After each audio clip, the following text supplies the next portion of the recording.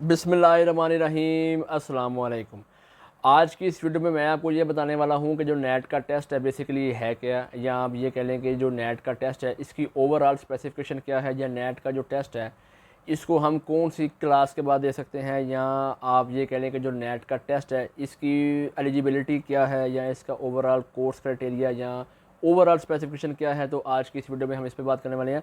तो अगर आप मेरे चैनल पर नए हैं तो आप मेरे चैनल को सब्सक्राइब कर सकते हैं, ताकि जो मेरी आने वाली वीडियोज़ हैं, खासकर जो हमारा जॉब रेलेवेंट है या एंट्री टेस्ट जो है रेलेवेंट, या CSS PMS जो उस पर आने वाली जो हमारी वीडियोज़ हैं वो आप तक बर वक्त पहुँचते रहें, ताकि आप अपने फ्यूचर को अच्छे से ग्रो कर सकें।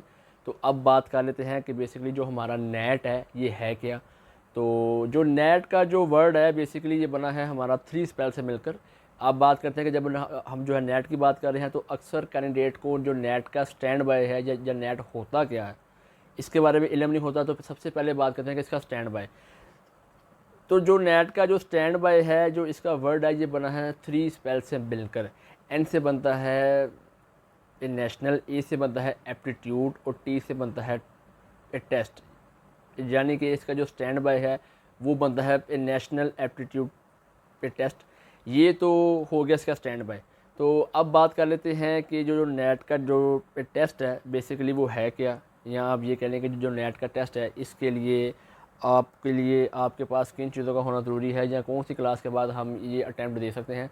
तो जो नेट का टेस्ट है बेसिकली ख़ासकर जो स्टूडेंट इसको देते हैं वो देते हैं आफ्टर इंटर, यानी कि आफ्टर इंजीनियरिंग। जो तो कैंडिडेट ई कैट का टेस्ट ख़ासकर वो जो है क्लैरिफाई नहीं कर पाते, तो वो स्टूडेंट ज़्यादा इस तरफ आते हैं, या उनको लगता है कि हमने किसी ना किसी कॉलेज में एडमिशन लेना है, ना कि हम अपना साल ज़ाया करें। क्योंकि अगर वो साल ज़ाया करेंगे तो फिर ई कैट का टेस्ट तो साल में सिर्फ एक मरतबा होता है।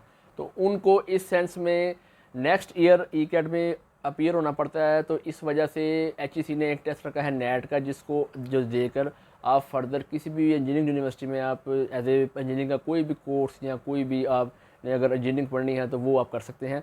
तो ये तो हो गया ना कि आप इंटर के बाद भी कर सकते हैं और आफ्टर बैचलर भी कर सकते हैं। लेकिन जो हमारा बेस है, या जो कह लें कि आज जिस टॉपिक को हम कवर कर रहे हैं वो हमारा है इंजीनियरिंग के आफ्टर FSC। जो स्टूडेंट इंजीनियरिंग के हैं उनका कोर्स क्राइटेरिया क्या है, या उनका एलिजिबिलिटी क्राइटेरिया क्या है। तो आफ्टर FSC ये तो बात होगी ना हमारे जो है नेट की। अब बात करना चाहिए कि जो नेट का कोर्स क्राइटेरिया या जो इसका एक पैटर्न HEC ने दिया वो क्या है। तो अब आप देखें कि जो नेट का टेस्ट है इसका जो कोर्स क्राइटेरिया है वो उसमें पहले आपका उसमें जो है टोटल जो आपके जो पार्ट हैं वो हैं टोटल 4 हैं। फर्स्ट ऑफ ऑल आपका वर्बल एबिलिटी है, फिर एनालिटिकल एबिलिटी है, फिर क्वांटिटेटिव एबिलिटी है, और फिर आपका जो है सब्जेक्ट बेस है। तो अब अगर मार्क्स की बात की जाए, जो मार्क्स की डिवाइडेशन है वो किस तरह से है। जो वर्बल एबिलिटी है वो 20 मार्क्स की आपकी, फिर एनालिटिकल एबिलिटी वो 20 मार्क्स की, फिर क्वांटिटेटिव एबिलिटी है वो 20 मार्क्स की, फिर आपका जो है वो सब्जेक्ट बेस है ये भी आपका 20 मार्क्स का है।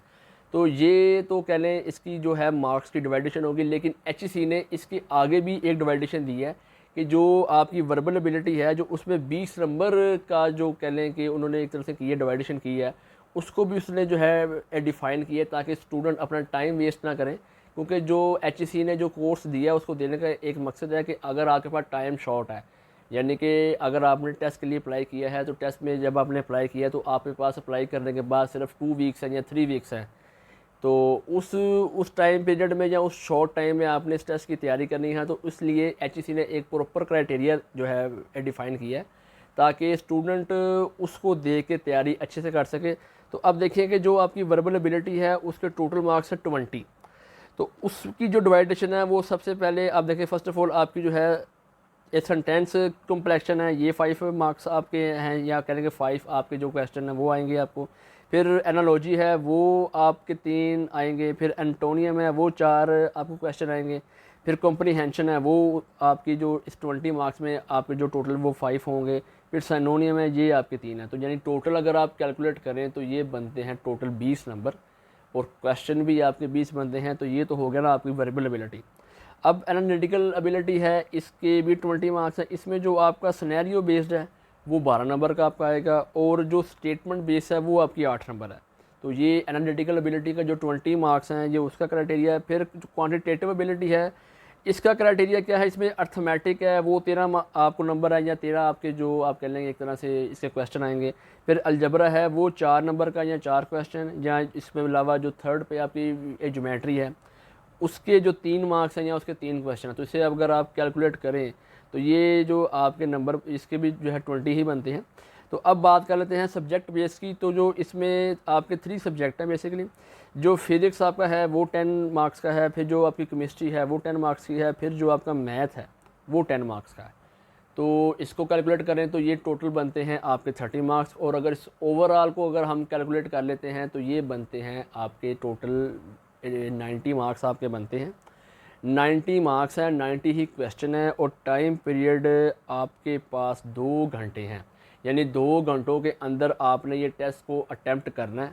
इसकी आपने आप कह रहे हैं 2 घंटे, मेरे मुताबिक टाइम बहुत ज़्यादा है। अगर आपकी जो है सब्जेक्ट बेस्ड तैयारी अच्छी है और उसके अलावा जनरल तैयारी जो HEC ने डिफ़ाइन की है वो आपकी अच्छी है, तो फिर आपके लिए इस टेस्ट को पास करना बहुत आसान है।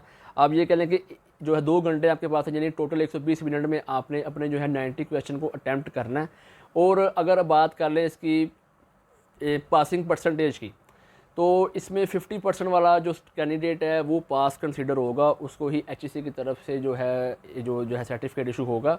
तो कोशिश करें जब भी आप कभी नेट टेस्ट की तैयारी करें, बेशक आपके पास टाइम शॉर्ट है, लेकिन HEC ने जो आपको कोर्स क्राइटेरिया दिया है उसको देने का सिर्फ मकसद यही है कि आप इस कोर्स क्राइटेरिया को लेकर तैयार करें।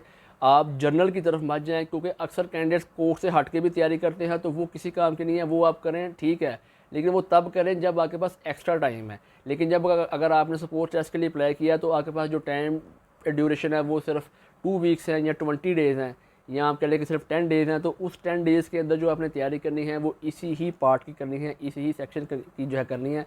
इससे बाहर पेपर आपको नहीं आना। तो एक और बात, अक्सर कैंडिडेट्स क्या मिस्टेक करते हैं कि जब वो टेस्ट को क्लैरिफाई कर लेते हैं, उनको सर्टिफिकेट जब मिल जाता है तो उनको लग रहा होता है कि शायद ये हम जब मर्ज़ी इसमें अप्लाई कर लें, लेकिन ऐसा नहीं है। आपने जब टेस्ट को क्लैरिफाई कर लेना, 1 साल का टाइम ड्यूरेशन उसने आपको दिया HEC ने। 1 साल के अंदर फर्दर किसी भी यूनिवर्सिटी में अगर आप अप्लाई करते हैं तो ये जो सर्टिफिकेट आपको दिया जाएगा ये वैलिड होगा। लेकिन अगर 1 साल का टाइम ड्यूरेशन आपका सीट कर गया है तो ये आपका जो रिज़ल्ट कार्ड है ये एक्सपायर है। तो लिहाजा आपने कोशिश करनी है कि जब भी आप HEC की तरफ से नेट का टेस्ट दें, अगर आपने क्लैरिफाई कर लिया है तो 1 साल के अंदर आप फर्दर किसी भी यूनिवर्सिटी में अप्लाई कर लें, क्योंकि 1 साल के बाद ये कार्ड आपका एक्सपायर है। तो जी तो दोस्तों, ये थी मेरी आज की वीडियो। अगर मेरी वीडियो आपको अच्छी लगी हो तो मेरी वीडियो को आप लाइक करें, मेरे चैनल को सब्सक्राइब करें, मेरी वीडियो उन कैंडिडेट्स के साथ लाजमी शेयर करें जो तो नेट की जो है तैयारी करना चाहते हैं, या जिनको नेट की स्पेसिफिकेशन के बारे में नहीं पता, या वो नहीं जानते कि नेट है क्या। तो तब तक के लिए अल्लाह हाफिज़।